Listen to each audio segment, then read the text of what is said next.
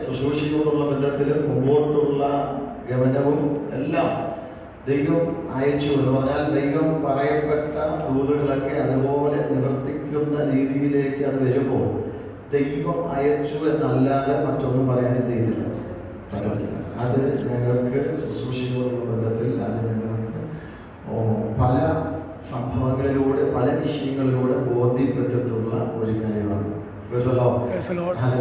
ഈ നിങ്ങളെ ശുശ്രൂഷിപ്പാൻ, നിങ്ങളെ സ്നേഹിപ്പാൻ, അപ്പോൾ തന്നെ നിങ്ങളുടെ സ്നേഹം അനുഭവിപ്പാൻ ഒക്കെ ഇടയാക്കി തീർത്തു എന്നുള്ളതിൽ ഞാൻ ദൈവത്തെ സ്തുതിക്കുന്നു. നിങ്ങളുടെ പ്രാർത്ഥനയായിരുന്നു ഇതുവരെയും നിൽക്കുവാനായിട്ട് ഇടയായി തീർന്നത്. നിങ്ങൾ ഞങ്ങൾക്ക് വേണ്ടി, ഞങ്ങളുടെ കുടുംബത്തിന് വേണ്ടി, ഞങ്ങളുടെ കുഞ്ഞുങ്ങൾക്ക് വേണ്ടി പ്രാർത്ഥിക്കുകയും നിങ്ങൾ ഞങ്ങളെ സ്നേഹിക്കുകയും കരുതുകയും എല്ലാ ആവശ്യങ്ങളിലും നിങ്ങളുടെ സാന്നിധ്യം ഞങ്ങൾക്ക് ഒത്തിരി അനുഗ്രഹമായിരുന്നു. പല പ്രതിസന്ധികൾ വന്നു, രോഗങ്ങൾ വന്നു, പ്രതികൂലങ്ങൾ വന്നു. ഈ സമയത്തൊക്കെ ഞാൻ മനസ്സിലാക്കുന്നു സഹോദരങ്ങളും പ്രിയപ്പെട്ടവരൊക്കെയാണ് പ്രാർത്ഥനയിലും അല്ലാതെയും ഒക്കെ ഞങ്ങളെ സപ്പോർട്ട് ചെയ്യുവാനായിട്ട് ഇടയായിട്ടുള്ളത്. എല്ലാവർക്കും ക്രിസ്തുയേശുവിൽ നന്ദി അറിയിക്കുകയാണ്.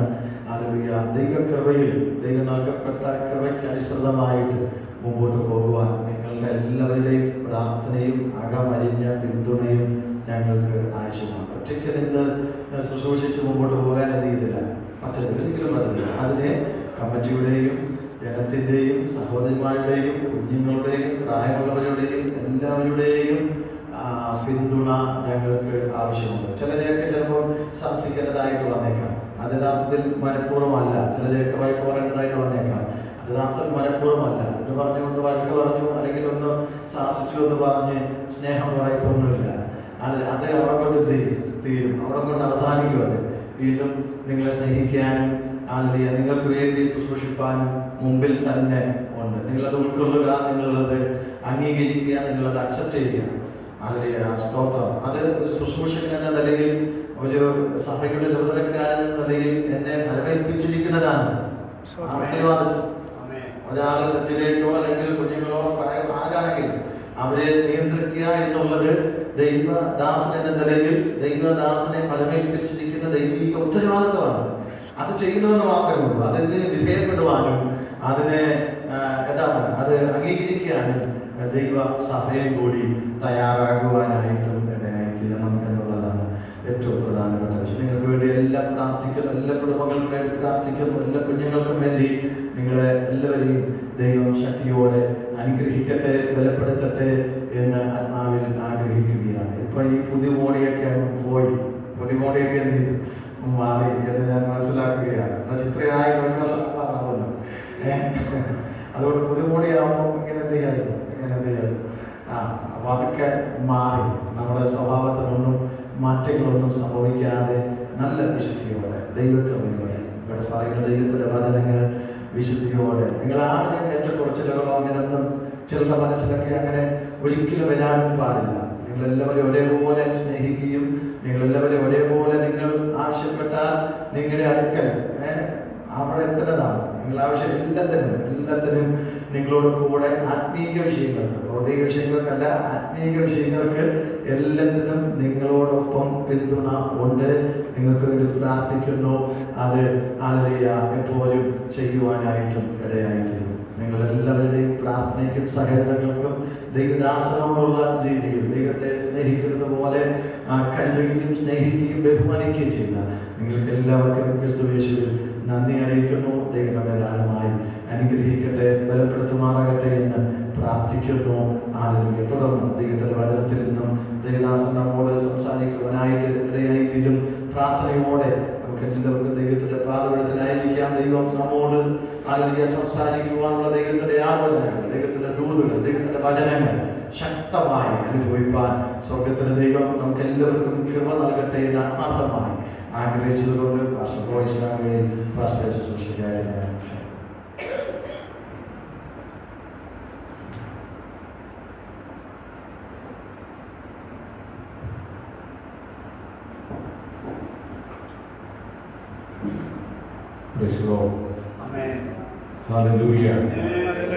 കർത്താവിന്റെ നാമം ഇന്ന് ഈ പകൽക്കാലം വാഴ്ത്തപ്പെടുമാറാകട്ടെ. അനുഗ്രഹിക്കപ്പെടുന്നതിനെ നല്ല ദിവസത്തെ ഓർത്ത് ദൈവത്തെ സ്തുതിക്കുന്നു. നിങ്ങളുമായിട്ട് ഒരു കൂട്ടായ്മ കർത്താവിൻ്റെ രാവിലെ സമയം വന്നതായ ദൈവത്തെ സ്തുതിക്കുകയാണ്.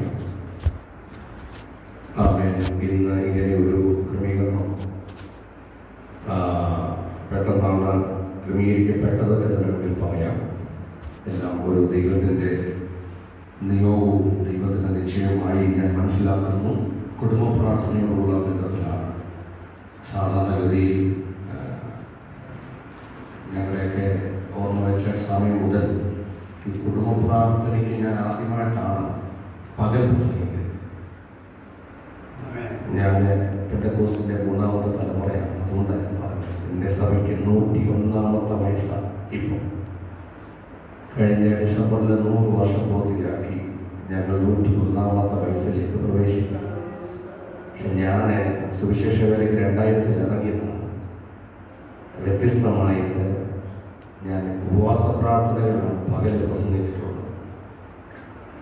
പിന്നെ ആലയത്തിലാണ് നാം ഇരിക്കുന്നതെന്നുള്ള പ്രതീതി കൊണ്ട് കുടുംബ പ്രാർത്ഥനയാണ് എന്നുള്ള ചിന്തയും ആ വിട്ട് നമുക്കിന്ന് പകൽ ദൈവത്തിൻ്റെ വലിയ ദൈവസാന്നിധ്യം വചനത്താലുള്ള വെളിപ്പാട് അതിന്ന് പകൽ പ്രാപിച്ചു മടങ്ങാൻ. ഏത് പ്രാർത്ഥനയാണെങ്കിലും വചനത്തിന് ബന്ധനമില്ല, വചനത്തിന് പരിമിതികളില്ല. ഇന്ന് പകൽ നാം എത്രത്തോളം ഒരുങ്ങി പ്രാർത്ഥിച്ചു, പകലാണെങ്കിലും രാത്രിയാണെങ്കിലും. ആമേൻ. ഇത്രത്തോളം പേരെ ഈ കുടുംബ പ്രാർത്ഥനയ്ക്ക് പകൽ കാണുന്നതിൽ ഞാൻ സന്തോഷമുണ്ട്. നിങ്ങളെ കർത്താവ് അനുഗ്രഹിക്കട്ടെ. ഞാൻ ഏറെ സ്നേഹിക്കുന്ന ഞങ്ങളുടെ കുടുംബത്തിലെ അംഗമാണ് കർത്താവിൻ്റെ ദാസൻ കുടുംബം. ദീർഘവർഷങ്ങൾ ഞങ്ങൾക്ക് ഒരുമിച്ച് കരുനാഗപ്പള്ളിയിൽ ആയിരിപ്പം കർത്തപ്പടയാക്കി. അതിന് ശേഷമാണ് ഞാൻ ചങ്ങനാശ്ശേരി സെക്ഷനിൽ പോകുന്നിടത്ത് സർവീസ് കോഡിൻ്റെ ചാർജിൽ ഇപ്പോൾ 3ാമത്തെ വർഷം. ഇവിടെ കർത്താദാസൻ വന്ന സമയത്ത് എനിക്കൊന്നും പലരും ഞാൻ കണ്ടു, പരിചയപ്പെട്ടിട്ടുണ്ട്. നിങ്ങളെ വന്ന് കാണാൻ വീണ്ടും ഇങ്ങനെ ശുശ്രൂഷ അനുഭവിപ്പാൻ കർത്താവ് അവസരത്തിനാണ് ദൈവത്തെ സ്തുതിക്കുന്നു. ഇത്രത്തോളം കർത്താദാസനെയും കുടുംബത്തെയും ഈ ദേശത്തെ പട്ടണത്തിൽ കർത്താവിന് വേല ചെയ്യാൻ ആത്മാവിന്റെ നിറവിലും അഭിഷേകത്തിലും കുടുംബമായിട്ട് അവർക്ക് ദൈവത്തിന്റെ സഭയെ പരിപാലിപ്പാൻ കർത്താവ് കൊടുത്ത മഹനീയമായ നല്ല സന്ദർഭത്തെ ഓർത്ത് ഞാൻ ദൈവത്തെ സ്തുതിക്കുകയാണ്. എല്ലാറ്റിനും സ്തോത്രം ചെയ്യുകയും ഇടപെടാതെ പ്രാർത്ഥിക്കുകയും. ഇതാണ് കർത്താവ് നമ്മെക്കുറിച്ച് പറഞ്ഞിരിക്കുന്നതായ ആഗ്രഹവും ഇഷ്ടവും.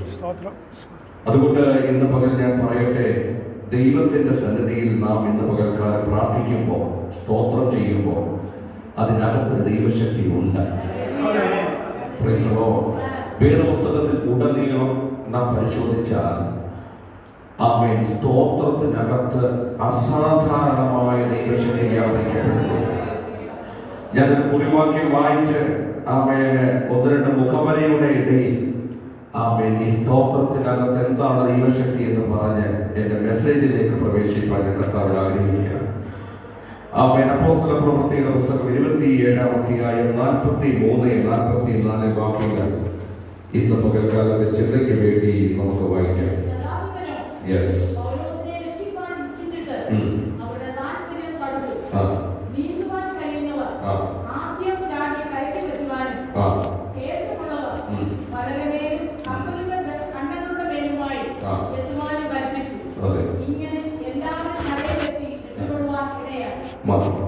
ഏറ്റവും അനുഗ്രഹിക്കപ്പെട്ടതായ ഒരു വേദഭാഗമാണ് നാം ഇന്ന് പകൽക്കാലം വായിച്ചു കേട്ടത്. ആമേൻ. ഞാൻ പറയട്ടെ, ഇതെല്ലാം അസാധാരണമായ സന്ദർഭത്തിൽ നടന്ന കാര്യമാണ്.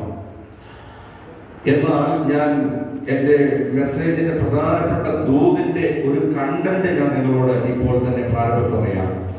വാഗ്ദത്തം ഉള്ളവനെ ഏത് പ്രതിസന്ധിക്കും പിടിച്ചു കെട്ടുവാൻ കഴിയത്തില്ല. എത്ര കാലം പറയാൻ കഴിയും?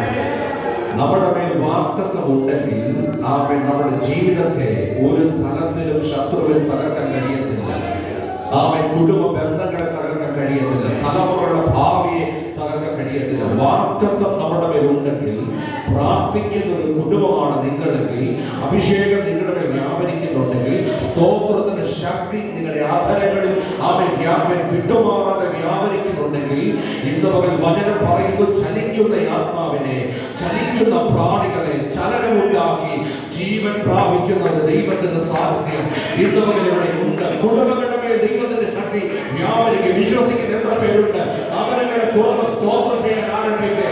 ഇന്ന് ഈ കുടുംബത്തിന് മാത്രമല്ല, കുടുംബ ഭവനത്തിന് മാത്രമല്ല, സകല കുടുംബത്തിനകത്തും ആത്മാവിന്റെ നിറവിന്റെ പകൽക്കാലം വ്യാപരിച്ച്, ആത്മശക്തി വ്യാപരിച്ച്, വ്യാപരിക്കുന്ന വാഗ്ദത്തങ്ങളെ അത് നടപ്പിലാക്കാൻ തക്കവണ്ണം ദൈവം ഇന്ന് പകൽക്കാലം എഴുന്നേൽക്കും. ആത്മീയരുടെ ഇടയിൽ ഒഴിച്ചുകൂടാൻ കഴിയാത്ത ഒരു കാര്യമാണ് സ്തോത്രവും സ്തുതിയും. അത് ഉപദേശിയാണെങ്കിലും വിശ്വാസിയാണെങ്കിലും ആത്മീയരാണെങ്കിലും ദൈവത്തിന്റെ സന്നിധിയിൽ കടന്നു വന്നാൽ അവരുടെ ആധരങ്ങൾ എന്ത് ചെയ്യണം? ചലിക്കണം, സ്തോത്രം ചെയ്യണം. നമുക്കൊരു പക്ഷേ പെന്തക്കോസ്തിന്റെ പാരമ്പര്യം ഒരുപാട് ഉള്ളതുകൊണ്ട് ഞാൻ ഓർക്കുന്നു, കോഴഞ്ചേരി സഭയിൽ ഞാൻ 2 പ്രാവശ്യം വന്നിട്ടുണ്ട്. പക്ഷേ യോഗത്തിനല്ല, ഇവിടെ മുൻപ് ഗീവർഗീസ് തോമസ് എന്ന് പറഞ്ഞ പാസ്റ്റർ ശുശ്രൂഷിച്ചിരിക്കുന്ന ഒരു കാലഘട്ടത്തിൽ അദ്ദേഹവുമായിട്ട് പല കാര്യങ്ങളുമായിട്ടുള്ള ബന്ധത്തിൽ ഞാൻ ഇവിടെ വന്നിട്ടുണ്ട്. അന്ന് ഇങ്ങനെയൊന്നും അല്ലായിരുന്നു. നല്ല വ്യത്യാസങ്ങളൊക്കെ ചർച്ചിലും പാസ്റ്റേജിലും ഒക്കെ ഉണ്ടായിട്ടുണ്ട്. ഞാൻ പറയട്ടെ, വർഷങ്ങളുടെ പഴക്കം നമുക്കുണ്ടാകാം, പാരമ്പര്യത്തിന്റെ പഴക്കമുണ്ടാകാം. ഞാനും പാരമ്പര്യത്തിന്റെ അങ്ങേയറ്റം പഴകിയ ഒരു സഭയുടെ പ്രതിപുരുഷനാണ്. എന്റെ മാതൃസഭ നിങ്ങൾക്ക് പരിചയപ്പെടുത്താൻ കടയ്ക്കാമുള്ള പത്തനാപുരത്ത് കടയ്ക്കാമുള്ള സഭയുടെ അംഗമാണ് ഞാൻ. എന്റെ കുടുംബക്കാരാണ് മുഴുവൻ അവിടെ ഉള്ളവര്. 46-47 കുടുംബങ്ങൾ ഒരുമിച്ച് ഒരു ഏറിയ ഇങ്ങനെ പാർത്ത തലമുറയായിട്ട് ഇങ്ങനെ ഇപ്പൊ 4-5 തലമുറയായി. ഞാൻ 3ാമത്തേതാണ്. ഞാൻ പറയട്ടെ, പാരമ്പര്യത്തിന്, പെന്തക്കോസ്തിന്റെ പാരമ്പര്യത്തിന് ഞങ്ങൾ ഇന്നും എത്തിക്കാൻ കഴിയുന്നില്ല. എന്നാൽ പ്രാർത്ഥിക്കുന്ന, ആത്മാവിൽ ആരാധിക്കുന്ന, സ്തോത്രം ചെയ്യുന്ന ഞങ്ങളുടെ കുടുംബത്തിലെ പണ്ടുണ്ടായിരുന്ന ചട്ടയും മുണ്ടും ഇട്ട് ആരാധിച്ചു കൊണ്ടുകൊണ്ട് ഒരു വട്ടം അമ്മച്ചിമാരുണ്ടായിരുന്നു, അപ്പച്ചന്മാരുണ്ടായിരുന്നു. അവരുടെ പ്രാർത്ഥനയുടെയും ആരാധനയുടെ ശക്തിയാണ് ഈ ഞങ്ങളുടെ തലമുറകളെല്ലാം അനുഗ്രഹിക്കപ്പെട്ടത്. വേറെ ഒന്നുമല്ല, വിദ്യാഭ്യാസത്തെ കൊഴുപ്പല്ല, അറിവിന്റെ ഉയർച്ചയല്ല, ഒന്നുമല്ല. ഇന്ന് പകരം പറയട്ടെ, അവർ ആരാധിച്ചു, അവർ പ്രാർത്ഥിച്ചു, അവരുടെ ആഭരണങ്ങൾ നിലക്കാതെ സ്തോത്രം ചെയ്ത് അവരിലേക്ക് ചോദിച്ചു. അതുകൊണ്ട് ദൈവത്തിന്റെ വചനം പറയുന്നു, വേദപുസ്തകത്തിൽ അനേക സ്ഥലത്തും നാം ദൈവത്തിന് സ്തോത്രം പറയാനല്ല പറഞ്ഞേക്കുന്നത്, സ്തോത്രം ചെയ്യാനാണ്. എന്ന് വെച്ചാൽ സ്തോത്രം ഒരു യാഗമാണ്, അത് ചെയ്യുകയാണ്, അതിന്റെ പ്രോസസ് നടക്കണം. ആത്മികന് ഈ ഭൂമിയിൽ നിൽക്കാൻ ദൈവത്തിന്റെ കരുത്ത് സ്തോത്രത്തിന്മേലാണ്. ഒരിക്കൽ സുപ്രസിദ്ധനായ മാത്യു ഹെൻറി അദ്ദേഹത്തിന്റെ ഒരു പുസ്തകത്തിൽ ഇങ്ങനെ എഴുതി വെച്ചിട്ടുണ്ടായിരുന്നു. ഞാൻ വായിക്കാൻ ഇങ്ങനെ ഇടയായി തീർന്നു. അദ്ദേഹത്തിന്റെ ഒരു ബസ് യാത്രയിൽ യാത്ര ചെയ്തുകൊണ്ടിരിക്കുമ്പോൾ തന്റെ പോക്കറ്റ് കൊള്ളയടിക്കപ്പെട്ടു. കൊള്ളയടിക്കപ്പെട്ടു എന്ന് താന് പിന്നീട് അറിഞ്ഞപ്പോൾ അദ്ദേഹം ആ ബസ്സിനകത്തിരുന്ന് കൊണ്ട് 4 ഹല്ലേലൂയ പറഞ്ഞു. ഇത് കേട്ട് ഞെട്ടി ഉണർന്ന എല്ലാവരും ചോദിച്ചു, താങ്കൾ എന്തിനാണ് ഇത്ര ഉച്ചത്തിൽ സ്തോത്രം പറഞ്ഞത്? പോക്കറ്റ് അടിച്ചേക്കാണോ? നമ്മളെ പോക്കറ്റ് നമുക്ക് എന്തെങ്കിലും നഷ്ടപ്പെട്ട നമ്മൾ സ്തോത്രം പറയും? സ്തോത്രം കേട്ടോ പോയെന്നോ അവൾ പറയത്തില്ല. അങ്ങനെ എത്രയും പ്രായം പറ്റുമോ സകലനെ പ്രതി സ്തോത്രം പറഞ്ഞ് 4 പ്രാവശ്യം പറയുമ്പോൾ അദ്ദേഹത്തിന്റെ പോക്കറ്റ് കൊള്ളയടിക്കപ്പെട്ടു എന്ന് അടുത്തിരുന്നവർ പറഞ്ഞപ്പോൾ ഇദ്ദേഹം എന്തിന് സ്തോത്രം പറഞ്ഞു എന്ന് കാരണം കണ്ടെത്തുന്ന ആവേശമായിരുന്നു അവർക്കെല്ലാം. അപ്പോൾ മാത്യു പറഞ്ഞത് എനിക്ക് ചില രസകരമായിട്ട് തോന്നിയപ്പോൾ ചിന്തിപ്പാനുണ്ടായിരുന്നു. നമുക്കൊക്കെ സ്തോത്രം പറയാൻ വകയുണ്ടെങ്കിലും നമ്മൾ മിണ്ടത്തില്ല അല്ലേ? ഇതിന്റെ സ്തോത്ര പ്രാർത്ഥന കൂടാണ്, കുടുംബ പ്രാർത്ഥന എല്ലാം. എന്തിനാണ്? നമ്മുടെ ഷെഡ്യൂൾ അനുസരിച്ച് നടക്കേണ്ട ഒരു പരിപാടിയായിട്ട് നമ്മൾ ചിന്തിക്കരുത്. എല്ലാ കുടുംബത്തിന്റെയും പ്രാർത്ഥന സ്തോത്രത്തിന്റെ പ്രാർത്ഥനയാണ്. അതുകൊണ്ടാണ് ഞാൻ ഈ സന്ദേശത്തിന്റെ മുമ്പിൽ അവൻ ഇങ്ങനെ ഒരു ഇൻട്രൊഡക്ഷൻ വെക്കുന്നത്. അവൻ എല്ലാ കുടുംബവും അവൻ പ്രാർത്ഥിപ്പാൻ ദൈവമേ ഒരു പ്രാവശ്യം കൊണ്ട് കുടുംബമായി സഭയായി ദൈവദാസന്മാരോട് ചേർന്ന് അവൻ ഒരിക്കൽ കൂടെ ഞങ്ങൾക്ക് ഒരുമിച്ച് സ്തോത്രം ചെയ്യാൻ, ഞങ്ങളുടെ കുടുംബത്തെ രക്ഷിച്ച ദൈവത്തിന് ഒരു പ്രാവശ്യം കൂടെ നന്ദി പറയാൻ, ഞങ്ങളുടെ ആയുസ്സിനെ ദൈവത്തിന് സ്തോത്രം ചെയ്യാൻ, ഇന്ന് കൃപ തന്ന ദൈവത്തിന് ഞങ്ങൾ നന്ദിയുള്ള ഹൃദയത്തോടെ അങ്ങേ സ്തുതിക്കുന്നത് പറയാനാണ് നമ്മുടെ കുടുംബ പ്രാർത്ഥനയുടെ ആത്യന്തിക ലക്ഷ്യം. അതുകൊണ്ട് അദ്ദേഹം പറഞ്ഞു, ഞാൻ എല്ലാ ദിവസവും മിക്കവാറും യാത്ര ചെയ്യുമ്പോൾ പോക്കറ്റ് നിറയെ പണം കൊണ്ടാണ് സഞ്ചരിക്കാറുള്ളത്. പക്ഷേ ഇന്ന് ഞാൻ സഞ്ചരിക്കുമ്പോൾ അവൻ അധികം പണം എടുക്കാൻ അവൻ ഇടയായി തീർന്നില്ല. അതിന് ദൈവം കർത്താവ് അനുവദിച്ചില്ലല്ലോ എന്ന് ഓർത്ത് അദ്ദേഹം എന്ത് ചെയ്തു? സ്തോത്രം ചെയ്തു. അവൻ അത് കഴിഞ്ഞിട്ട് അദ്ദേഹം പറഞ്ഞു, എല്ലാ ദിവസവും അദ്ദേഹം പറഞ്ഞത് ഒരുപാട് നാളായി ഇദ്ദേഹം ബസ് യാത്ര ചെയ്യാൻ തുടങ്ങിയിട്ട് ഇത്രയും നാളും എന്റെ പോക്കറ്റ് അടിക്കാൻ ആ രീതിയിൽ സമ്മതിച്ചില്ലല്ലോ എന്നോർത്ത് രണ്ടാമത് പുള്ളി എന്ത് ചെയ്തു? സ്തോത്രം പറഞ്ഞു. മൂന്നാമത് പുള്ളി സ്തോത്രം പറഞ്ഞത് അവന് ആ കൊള്ളയടിക്കാൻ വന്ന മനുഷ്യൻ പോക്കറ്റ് ഒരു ബ്ലേഡ് കൊണ്ടാണ് കീറിയത്. അദ്ദേഹം പറഞ്ഞത്, അദ്ദേഹം ബ്ലേഡ് കൊണ്ട് ഈ പോക്കറ്റ് കീറിയപ്പോൾ എന്റെ ദേഹത്ത് അല്പം പോലും മുറിവേൽക്കാതെ ദൈവം കാത്തതിനായി അദ്ദേഹം സ്തോത്രം ചെയ്തു. Praise the Lord. അവൻ നാലാമത് പുള്ളി സ്തോത്രം ചെയ്തത് എന്തിനാണെന്ന് അറിയാമോ? അവൻ ദൈവമേ എന്റെ മാത്രം പോക്കറ്റ് അടിച്ച് അദ്ദേഹം ഈ ബസ്സിൽ നിന്ന് പോയതിനായിട്ടും മറ്റാരുടെയും പോക്കറ്റ് അടിച്ചില്ലല്ലോ എന്ന് ഓർത്തും അദ്ദേഹം സ്തോത്രം ചെയ്തു. ഇന്ന് പകൽക്കാലം എത്ര പേർക്ക് അദ്ദേഹം പറഞ്ഞത്, എനിക്ക് സ്തോത്രം പറയാൻ ഒരുപാട് ഭാഗ്യമുണ്ടായിരുന്നു. അദ്ദേഹത്തിന്റെ ഒറ്റ പോക്കറ്റ് അടിക്കപ്പെട്ടപ്പോൾ പുള്ളിയുടെ ആദ്യത്തെ 4 സ്തോത്രം വന്നെങ്കിൽ ഇന്ന് പകൽക്കാലം എത്രയോ പ്രാവശ്യം നിന്നെ അടിച്ച് തകർക്കാവുന്ന ശത്രുവിന്റെ അവൻ കാറ്റ് നിന്നെ കടന്നു വന്നപ്പോൾ സഹോദരന്മാരുടെ, നിന്റെ കുഞ്ഞുങ്ങളുടെ, നിന്റെ കുടുംബത്തിന്റെ മേൽ ശത്രു അവകാശം കടന്നു വന്നപ്പോൾ ഇന്നലെ നിന്റെയും നിന്റെ കുടുംബത്തെയും ദൈവസഭയെയും അഭിഷേകത്തോടെ പരിപാലിച്ച ഈ ദൈവത്തിന് അതരം തുറന്ന് അവൻ ഇതുവരെ അല്പസമയം സ്തോത്രം ഇതുവരെ വാദത്തിന്റെ ശക്തി അമ്പരിക്കട്ടെ, ആത്മാവിന്റെ വർണ്ണങ്ങൾ ചലിക്കട്ടെ, ദൈവശക്തി ഇറങ്ങട്ടെ, ഉള്ളിൽ ആത്മാവോട് ചലിക്കട്ടെ. ദൈവമേ എന്റെ ആദരങ്ങൾ സ്തോത്രത്തിന് പകരം അവൻ പല വകയുണ്ടായിട്ടും അവൻ എന്റെ ആദരങ്ങൾ ചലിക്കാതിരിക്കുന്നത് ശരിയല്ലെന്ന് ഞാൻ മനസ്സിലാക്കുന്നു.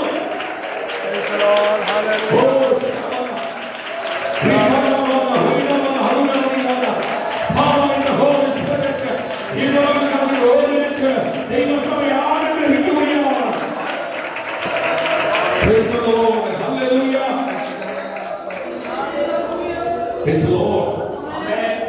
ഇത് മാറ്റിവെക്കേണ്ട കാര്യമാണ്. കർത്താവായ യേശുക്രിസ്തു ഒരിക്കൽ അന്ത്യത്താഴം കഴിഞ്ഞ് ഗത്സമനയിലേക്ക് പോകുന്നതിനിടയ്ക്ക് അദ്ദേഹത്തിനറിയാം അദ്ദേഹം ഒറ്റപ്പെടാൻ പോവുകയാണ്.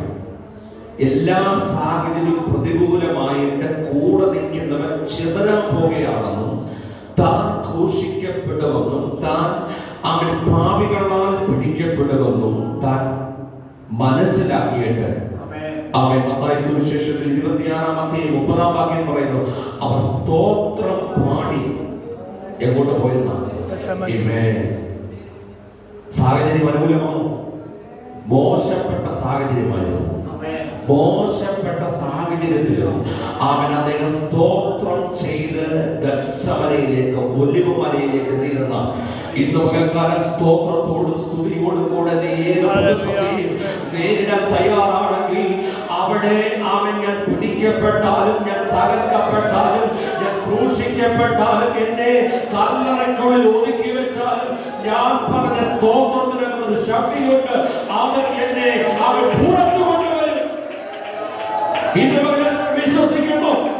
നമ്മെ പിടിച്ചു കെട്ടുവാൻ നോക്കുന്ന ശത്രുവിന്റെ ആണവാദങ്ങളെ, നമ്മെ ബന്ധിക്കാൻ നോക്കുന്ന ശത്രുവിന്റെ പദ്ധതികളെ, അവൻ കാരാഗ്രഹത്തിൽ അടയ്ക്കാൻ നോക്കുന്ന ശത്രുവിന്റെ പദ്ധതികളെ നിന്നെ സ്തോത്രത്താൽ നിന്നെ പുറത്തു കൊണ്ടുവരാം. ഇതുപോലെ ആ ദൂത് ഹൃദയത്തെ ഉൾക്കൊള്ളാൻ കഴിയുന്നവർ ദൈവത്തെ സ്തുതിക്കട്ടെ.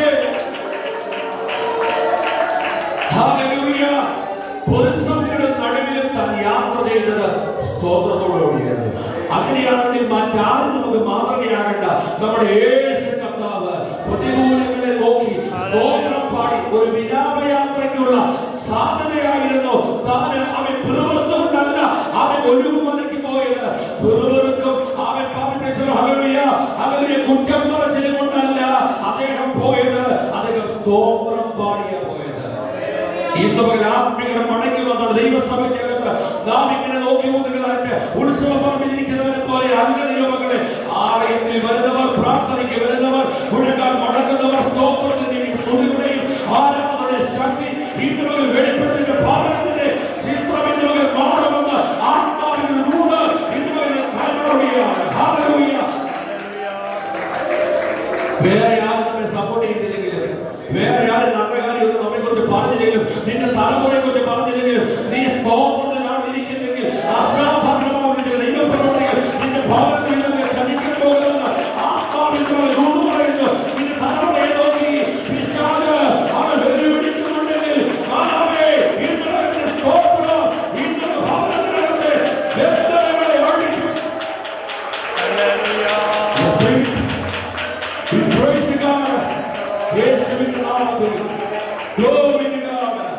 കർത്താവിന്റെ അഭിഷേകം കുടുംബങ്ങളിൽ വന്നാൽ അവയെ എതിർക്കുവാൻ, തകർക്കുവാൻ ഒരു ശക്തിക്ക് കഴിയുന്നില്ല. ഇവിടെ നാം വായിച്ച വാക്യത്തിലേക്ക് ഞാൻ വരട്ടെ. ഇതാണ് സ്തോത്രത്തിന്റെ ശക്തി. അസാധാരണമായ സംഭവവികാസങ്ങളിടയിൽ ആത്മനിറവിൽ ദൈവത്തെ സ്തുതിച്ച എല്ലാവരുടെ പേരും ദൈവശക്തി വ്യാപിച്ചിട്ടുണ്ട്. ഇവിടെ നാം പരിചയപ്പെടുന്നത് പൗലോസ് എന്ന് പറയുന്ന അവൻ മഹാനായ ഒരു സുവിശേഷകനാണ്. അദ്ദേഹത്തിന്റെ കാര്യങ്ങൾ നാം അപ്പോസ്തല പ്രവൃത്തിയിൽ ഉടനീളം അവൻ വായിക്കുന്നുണ്ട്. തന്റെ ലേഖനങ്ങൾ നമുക്ക് മറക്കാൻ കഴിയാത്തതാണ്.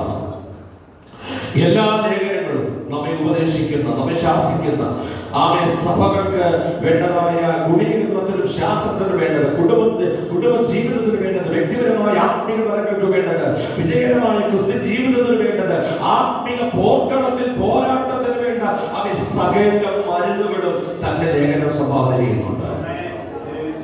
ഇവിടെ അപ്പോസ്തലനായ പൗലോസ് തന്റെ കൈസരിയിൽ നിന്ന് മിലേത്തോസ് വഴിയായി റോമിലേക്ക് കപ്പൽ കയറുവാൻ അവൻ തുടങ്ങുന്ന സന്ദർഭത്തിൽ തന്റെ ജീവിതത്തിൽ ഉണ്ടായ ഞെട്ടിക്കുന്ന ചില മഹാസംഭവങ്ങൾ ആണ് 27-ാം അധ്യായം എന്ന് പറയുന്നത്.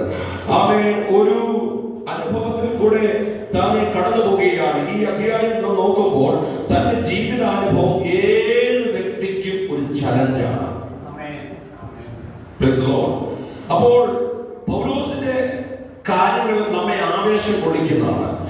എന്നാൽ തന്റെ ജീവിതത്തിനകത്ത് താൻ കടന്നുപോയതെല്ലാം അതിഘോരമാകുന്ന പ്രതിസന്ധികളിലൂടെയാണ്, പ്രശ്നങ്ങളിലൂടെയാണ്. ഇന്ന് നമ്മുടെ എല്ലാവരുടെയും ജീവിതത്തിൽ എന്തുണ്ട്?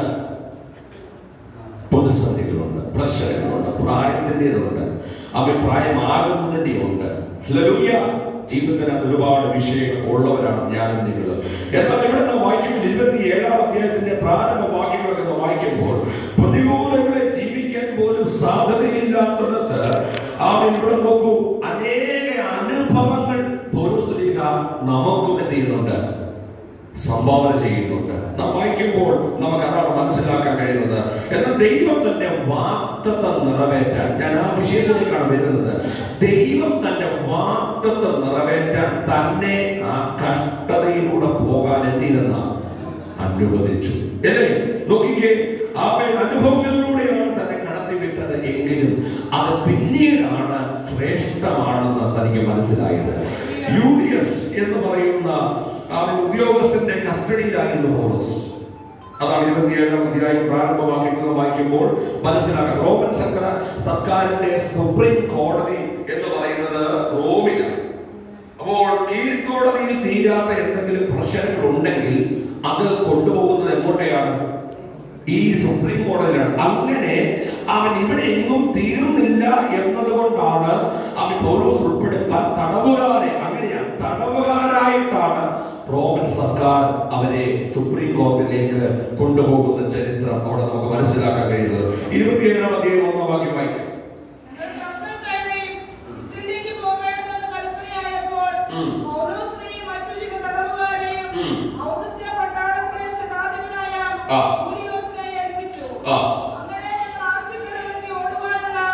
നോക്കിക്കേ, യൂലിയസ് അല്ലേ, അപ്പോൾ അവർ അങ്ങനെ യാത്ര ചെയ്യുമ്പോൾ ഇവിടെ പറയുന്നു, റോമൻ സർക്കാർ പൗലോസിനെ കൊണ്ടുപോകുന്നത് തടവുകാരനായിട്ടാണെങ്കിലും കർത്താവായ യേശുക്രിസ്തുവിന്റെ പദ്ധതി അനുസരിച്ച് തന്നെ കൊണ്ടുപോകുന്നത് അവിടുത്തെ വേലക്കാരനായിട്ടാണ്.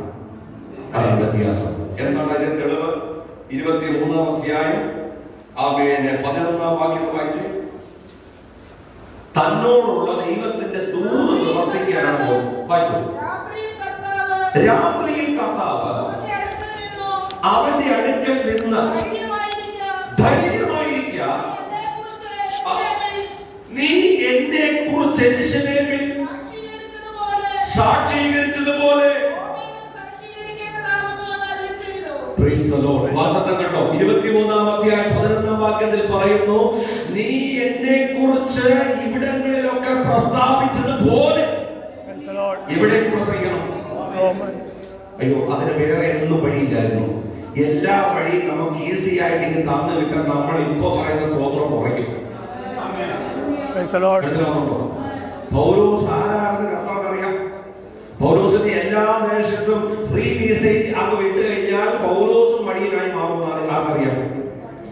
പൗലോസിനെ അവൻ റോമിൽ ഒരു വലിയ പ്രസംഗിയാക്കി നിർത്താൻ ദൈവം ഒരുക്കിയ പദ്ധതി അതിദുഃഖകരമായതാണ്. ഇന്ന് പകൽക്കാലം വാഗ്ദത്തം നമ്മുടെ മേൽ കിടപ്പുണ്ടെങ്കിൽ ദൂത് നിവർത്തിയാകാൻ ഒരു തടവുകാരനായിട്ടാണെങ്കിൽ പോലും ദൈവം നിന്നെ എത്തിക്കേണ്ടത് എത്തിച്ചിരിക്കും. ദൈവത്തിന്റെ വചനം പറയുന്നു, നമുക്കൊക്കെ ചിലപ്പോൾ ഇതൊക്കെ കേട്ട് തടപ്പിച്ചത് കൊണ്ട് വിശ്വസിക്കാൻ അല്പം ബുദ്ധിമുട്ടുണ്ടാകും. എന്നാൽ ഇന്ന് വചനം പറയുന്നു, അവൻ പൗലോസേ, നിനക്ക് റോമിൽ ഒരു പ്രസംഗിയായി നിൽക്കാൻ കണ്ടിരിക്കെ ഞാൻ അവിടെ നിന്ന് കൊണ്ടുപോകും. അതിന് തടവുപുള്ളികളുടെ കൂട്ടത്തിലാണ് അദ്ദേഹം എന്ത് ചെയ്തത്, കൊണ്ടുപോയത്. ബാക്കി 6 ആദ്യത്തെ കപ്പൽ എന്ത് ചെയ്യുന്ന റോമിൽ എത്താത്തതിനാൽ അവരെന്ത് കപ്പൽ മാറിക്കയറിയതോടെ കാണുന്നു. വായിച്ചോ. നോക്കൂ, മൂറാ പട്ടണത്തിൽ വെച്ചാണ് ഇത് സംഭവിക്കുന്നത്. അവൻ അലക്സാൻഡ്രിയയിലേക്ക് കപ്പൽ കയറി.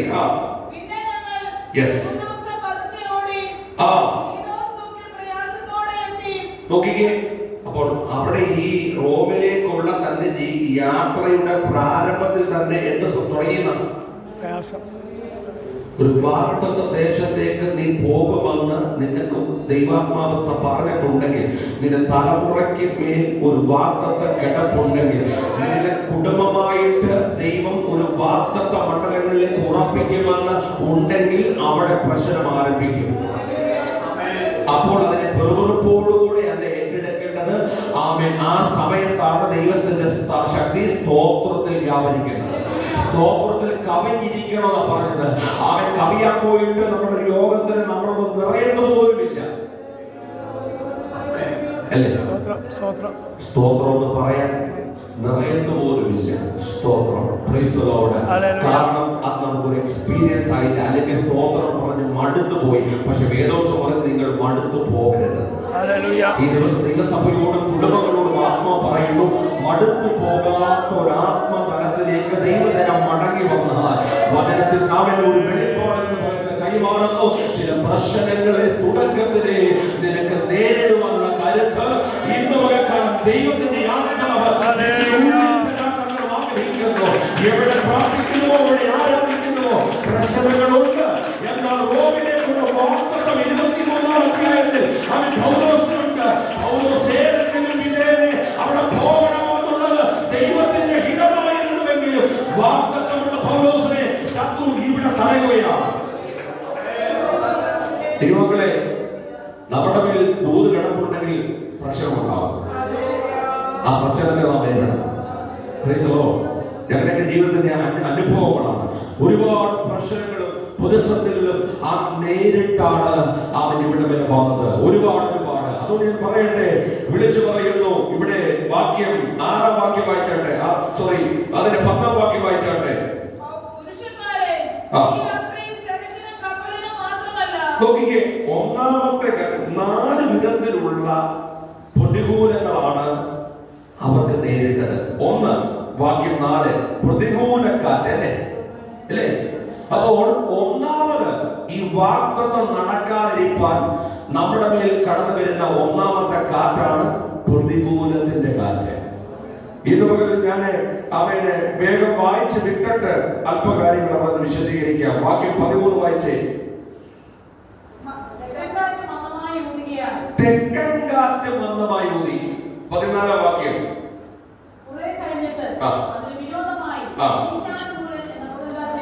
അപ്പോൾ എത്ര കാറ്റ്? 3 തരത്തിലുള്ള പ്രതികൂലങ്ങൾ. ഒന്ന്, പ്രതികൂലത്തിന്റെ കാറ്റ്. ജീവിതത്തിനകത്ത് നമുക്കൊരു ഉയർച്ച ഉണ്ടെങ്കിൽ, കുടുംബമായിട്ട് നമുക്ക് മുൻപോട്ട് ഒരു മൂവ്മെന്റ് ഉണ്ടെന്ന് കണ്ടാൽ അവിടെ ഒരു പ്രതികൂലം ഉണ്ടാകും. ഒന്നുകിൽ നമ്മുടെ പ്രാർത്ഥന കുറയ്ക്കും, ഒന്നുകിൽ നമ്മുടെ ചിന്താഗതികൾ മാറ്റും, അല്ലെങ്കിൽ വചനം കേട്ട ഉടനെ വേദോസം പറയുന്നു സാത്താൻ കൊണ്ടുപോയെന്ന് മത്തായി സുവിശേഷത്തിൽ പറയുന്നുണ്ട്. വചനം കേട്ട ഉടനെ എന്ത് ചെയ്തു? അപ്പൊ സാത്താൻ എവിടെ വരും? നമ്മൾ വിചാരിക്കുന്ന സ്വതന്ത്രം പറയുന്നത് പ്രാർത്ഥന വരുന്നത് തെറ്റാണ്. അവിടെയാണ് കൂടുതൽ സമയം കൊള്ളിയിരിക്കുന്നത്. എന്താ കാര്യം? ഇവിടെ പറഞ്ഞ വചനം കേട്ട ഉടനെ എന്തിനാ എടുത്തോണ്ട് പോകാൻ? ആ വചനം അല്പമെങ്കിലും അതിനകത്ത് കിടന്നു കഴിഞ്ഞാൽ നീ രക്ഷപ്പെടും. ഒന്നുകിൽ അതിനെ തകർക്കണം, അല്ലെങ്കിൽ വിമർശിക്കണം, അല്ലെങ്കിൽ 4 തുണ്ടമാക്കണം. അതിനൊരു ആത്മാവ് ജനത്തിനിടയിൽ ഈ കാലത്ത് കീറിയിട്ടുണ്ട്. എന്തിനാണെന്നറിയുമോ? കേട്ട നിന്റെ അകത്തിരിക്കുന്ന നല്ല വിത്തിനെ എടുത്തോണ്ട് പോകുന്നത്. ഈ ദിവസം സൂക്ഷിച്ച് വേണം അങ്ങനെയുള്ള കാര്യങ്ങളെ കൈകാര്യം ചെയ്യാൻ. ആത്മാവിന്റെ ദൂത് വെളിപ്പെടുന്നവരെ ഓർത്ത് ഞാൻ ദൈവത്തെ സ്തുതിക്കുകയാണ്. ദൈവവചനമകത്ത് കയറുമ്പോൾ അത് സാത്താൻ അന്തേരെ കൊണ്ടുപോകാനാണ് വചന ശുശ്രൂഷയുടെ വരുന്നത്. ഉപവാസം കഴിഞ്ഞപ്പോൾ തന്നെ സാത്താൻ വന്നു കർത്താവിന്റെ അടുത്ത് അല്ലേ? അങ്ങനെ ഒത്തിരി ഞാൻ അത് വേറെ പ്രസംഗമാണ്. ഒരു മണിക്കൂറോളം ഇന്ന് പ്രസംഗിക്കേണ്ട ഒരു പ്രസംഗമാണ്. അത് ഇന്ന് പകൽക്കാലം എന്റെ വിഷയമല്ലാതെ ഞാൻ അവിടേക്ക് വരുന്നില്ല. അപ്പൊ ഞാൻ പറഞ്ഞത്, ആരാധിക്കുന്നിടത്ത് സാത്താൻ വരും, വചനം കേട്ട് ശുശ്രൂഷിക്കുന്നിടത്ത് വരും. അവൻ എല്ലാ ആത്മീയ കൂടിയവരുടെ പുള്ളിയുടെ സാന്നിധ്യം ഉണ്ടെങ്കിൽ എന്തിനാണ് ചോദിച്ചു കഴിഞ്ഞാൽ ഇതൊന്നും വേണ്ടാത്തവരുടെ കൂട്ടത്തിൽ ഇരിക്കാനാണ്. ഇവിടെ ഇപ്പൊ ആരും ഇല്ലെന്നാണ് ഞാൻ വിശ്വസിക്കുന്നത്, മനസ്സിലാക്കുന്നത്. അപ്പൊ ഇപ്പൊ എല്ലാവരും ഇവിടെ തന്നെ ഉണ്ടെങ്കിൽ അവൻ പുള്ളി ഒന്നും ചെയ്യുന്നില്ല. പക്ഷെ ഇവിടെ ഇല്ലെങ്കിൽ ഓർത്തോണം, മറ്റേ പുള്ളി ഇപ്പൊ തിരുമുണ്ട്. മനസ്സിലാവുന്നുണ്ടോ? അതുകൊണ്ട് ഇവിടെ നോക്കിയേ, പൗലോസ് പറയുന്ന കാര്യം ഇതാണ്. അവന് തന്റെ ജീവിതത്തിനകത്ത് ഒരു വാഗ്ദത്തമുണ്ട്. അത് തടവുകാരനായിട്ടാണ് റോമൻ സർക്കാരിന്റെ കണ്ണിൽ പൗലോസിനെ കൊണ്ടുപോകുന്നതിലും ദൈവത്തിന്റെ ശുശ്രൂഷകനായിട്ടാണ് പുള്ളി ഈ തടവുകാരുടെ കൂട്ടത്തിൽ ദൈവം എണ്ണപ്പെടുന്നത്. അവൻ കർത്താവ് പൗലോസിനെ എണ്ണിയത്. അവൻ ഇവിടെ പറഞ്ഞ പ്രതികൂലത്തിന്റെ കാറ്റ്. 2, തെക്കൻ കാറ്റ്. അതെന്താണ്? അതെങ്ങനെ ഊതി? അപ്പൊ ആദ്യത്തെ അത്രയും പ്രഷർ ഇല്ല ഈ തെക്കൻ കാറ്റിന്, അല്ലേ? എന്റെ അർത്ഥം, നമ്മൾ പ്രാർത്ഥിച്ച് പ്രതികൂലം വരുമ്പോൾ ഉപവാസമൊക്കെ വെക്കും, അല്ലെങ്കിൽ അവൻ പാസ്റ്ററെ പ്രത്യേകം വിളിച്ചെന്ന് പ്രാർത്ഥിക്കും. അപ്പോഴത്തേക്ക് ആ കാറ്റിന് ചെറിയൊരു ശമനം ഉണ്ടാകുമ്പോൾ ചെറിയൊരു തെക്കൻ കാറ്റടിക്കുന്നവരേക്കും തീർന്നു. അപ്പോഴേ നമ്മുടെ പിന്നെ നമ്മൾ സ്വതന്ത്രമില്ല, പിന്നെ നമ്മൾ ആള് മാറിയവരെ പോലെയാണ്. പിന്നെ നമ്മുടെ തലങ്ങളെല്ലാം മാറും. നോക്കിക്കേ, ദൈവാനുഗ്രഹത്തിലേക്ക് വരാൻ നമ്മൾ ഒരു ഇച്ചിരി എഫേർട്ട് എടുക്കണം. ചില സമയത്ത് എല്ലാം മൂലെ കെട്ടി ഇറക്കിയാൽ പൗലോസ് ഉൾപ്പെടെ, പൗലോസ് ഇങ്ങനെയാണെങ്കിൽ നമ്മുടെ കാര്യത്തിൽ എന്തായിരിക്കും? പൗലോസിന്റെ ജീവിതത്തിനകത്ത് ദൈവം തന്റെ ദൂത് നിവർത്തിക്കാൻ തന്നെ കൊണ്ടുപോയ ദുഃഖകരമായ അവസ്ഥകൾ നോക്കിക്കഴിഞ്ഞാൽ നമ്മളൊന്നും പൗലോസിന്റെ 7 അയലോകത്ത് എത്താത്തവരാണ്. അപ്പൊ നമ്മൾ എത്രത്തോളം ദൈവസന്നിധിയിൽ ഏകാഗ്രതയോടെ ദൈവത്തിന്റെ മുമ്പാകെ ഇരിക്കേണ്ടവരാണ് ഈ ദിവസങ്ങളിൽ. ആത്മപിതാക്കന്മാർ ആത്മാവിന്റെ സത്യത്തിലും ആരാധിച്ചതുപോലെ തന്നെ നമ്മൾ പ്രാർത്ഥിക്കാൻ വരുന്നത് കോട്ട് ചെയ്ത് പ്രാർത്ഥിക്കണം. അവരെങ്ങനെ പ്രാർത്ഥിച്ചെന്നാണ് അവരുടെയൊക്കെ പ്രാർത്ഥന നടുവിൽ പോയിരുന്ന തീ പാറും. ഞാൻ കണ്ടിട്ടുണ്ട്, അങ്ങനെയുള്ള കൂട്ടത്തിൽ ഞാൻ ഇരുന്നിട്ടുണ്ട്. എന്റെ പിതാക്കന്മാർ മാതാക്കൾ അവരൊക്കെ ഒരു കാലഘട്ടത്തിൽ അവൻ പ്രാർത്ഥിക്കുന്നിടത്ത്, ചാക്ക് വിരിച്ചിട്ട് പ്രാർത്ഥിക്കുന്നിടത്ത് ഞങ്ങൾ കൊച്ചു പിള്ളേർ ഇരുന്നിട്ടുണ്ട്. അസാധാരണമാകുന്ന ദൈവശക്തി ഞങ്ങളുടെ ഉള്ളിൽ വ്യാപരിച്ചിട്ടുണ്ട് ദൈവമക്കളെ. അവൻ അതുകൊണ്ട് ചെറിയ പ്രായത്തിൽ ഈ അഭിഷേകത്തിന്റെ സാന്നിധ്യം അകത്തേക്ക് വരാൻ കാരണമായത് അങ്ങനെയുള്ള പിതാക്കന്മാരുടെ മാതാക്കൾ. ഇന്നും പറയട്ടെ, നാം ആത്മാവിൽ ദിവസത്തിൽ ചലിക്കാൻ തയ്യാറായാൽ നമ്മുടെ ഉള്ളിൽ നിന്ന് വ്യാപരിക്കുന്ന തീ നിന്റെ തലമുറയിൽ നീ ചാടിയിരിക്കുന്ന സ്ഥലത്ത് ഇത് അസാധാരണമാകുന്ന ചില ദൈവപ്രവൃത്തികളെ വെളിപ്പെടുത്തി പിന്നിലുള്ള പ്രതികൂലങ്ങളെ കർത്താവിന്റെ നീക്കുന്ന പകരമാണ് ഇന്ന് വിശ്വസിക്കുന്നവർ ദൈവത്തെ സ്തുതിക്കട്ടെ.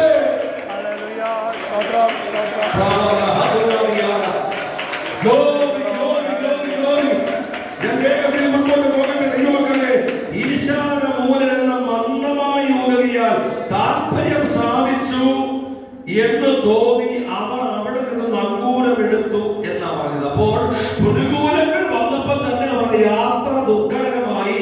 അവർ പലയിടത്തും കൊണ്ടുവന്ന് ഈ കപ്പൽ നിർത്തി അവൻ ഒന്ന് ശാന്തമാകട്ടെ എന്ന് വിചാരിച്ചിരുന്നു എന്നതിന്റെ അർത്ഥം.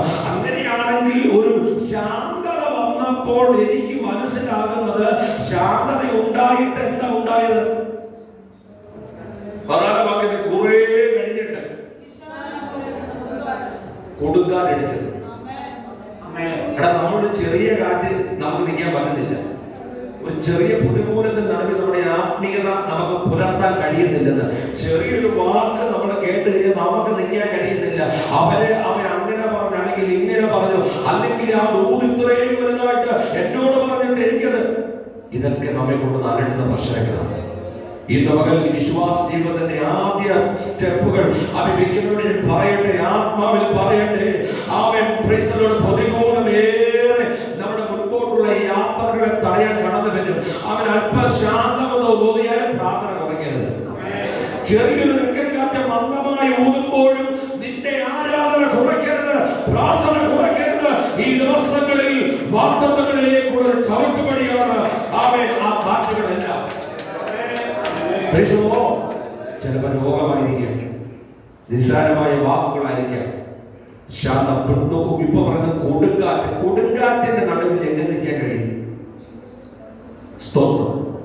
അവൻ നിങ്ങൾ മിക്കവരും മരുഭൂമിയിലൊക്കെ അവൻ യാത്ര ചെയ്തവരും അവരൊക്കെ അവിടേക്ക് സന്ദർശിച്ചിട്ടുള്ളത് ഞാൻ പറയാൻ നിങ്ങൾക്ക് അറിയാം.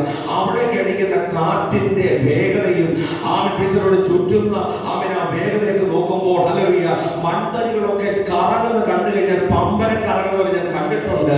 ദൈവമക്കളെ, അവൻ നോക്കുകയും മരുഭൂമിയിലൊക്കെ പോയി നിൽക്കുമ്പോൾ ആ കാറ്റിനകത്ത് കറങ്ങുന്ന അവൻ പിസറോ ഹല്ലേലൂയ, അവൻ മൺതരികളുണ്ടല്ലോ, നിലത്ത് കിടക്കുന്ന മൺതരികൾ അവൻ കറങ്ങാന്ന് പറഞ്ഞാൽ ഫാൻ കറങ്ങുന്നത് കാറ്റിന്റെ വേഗത എന്ന് മാത്രമാണ്.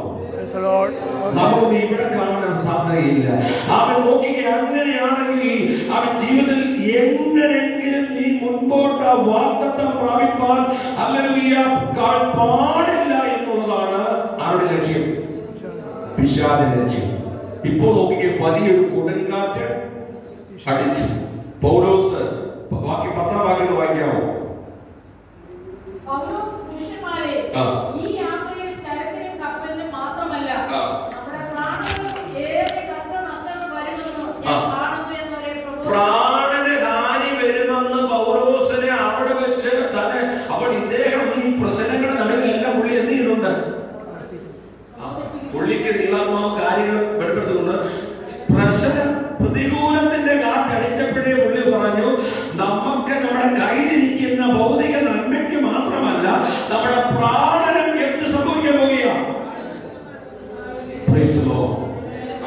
സത്യം പറയാറുണ്ട്, നമ്മുടെ പ്രാണനെ മറന്നു, നമ്മുടെ കാലിനെ വീഴ്ചയുന്നു, നമ്മുടെ കണ്ണിനെ കണ്ണതിൽ വിടുവിച്ച ദൈവം ഇന്ന് പകൽക്കാലം വെറുതെ പറഞ്ഞു വിടാനല്ല, നിന്നെ ഇവന്റെ പ്രാണനെ മരണത്തിൽ നിന്ന് വിടുവിച്ച് ഇത്രത്തോളം കൊണ്ടുവന്ന ദൈവത്തിന് ഇന്ന് പകൽ സ്തോത്രം പറയാൻ വകയുണ്ടെങ്കിൽ ഒരു സ്തോത്രം എന്ന് പറഞ്ഞു.